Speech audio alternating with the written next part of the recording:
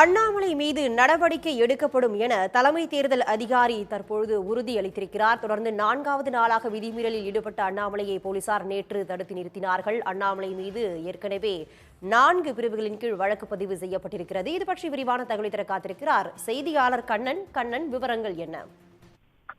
தேர்தல் நடத்தை விதிகளின்படி இரவு 10 மணிக்கு மேல் எந்த வகையிலும் பிரச்சாரத்தை ஈடுபடக்கூடாது என்ற விதி உள்ளது. அதாவது கூற வேண்டும் என்றால் MCC model code of conduct என்று அழைப்பார்கள். அதன்படி இரவு 10 மணிக்கு மேல் எந்த வகையிலும் எந்த வகையான பிரச்சாரத்திலும் வாகன பிரச்சாரத்தை மைக் போட்டு இருப்பது உள்ளிட்ட எந்த வகையிலும் பிரச்சாரத்தில் ஈடுபட முடியாது என்று தேர்தல் நடத்தை விதிகள்.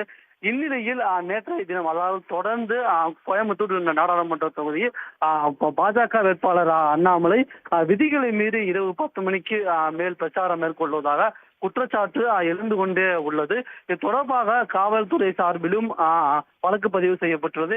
இந்நிலையில் நேற்றைய தினம் தமிழ்நாடு பாஜக தலைவரும் கோவை மாவட்ட வேட்பாளரும் ஆகிய அண்ணாமலை அங்கு 10 மணிக்கு மேல் தேர்தல் நடத்தை விதிகளில் 10 மணிக்கு மேல் பிரச்சாரம் ஈடுபடக்கூடாது என்ற விதி எவ்வாறு உள்ளது, எங்கு உள்ளது என்பது தொடர்பாக அவர் கேள்வி எழுப்பினார். அந்த கேள்வி தொடர்பான வீடியோ சமூக வலைதளங்களில் வைரலானது.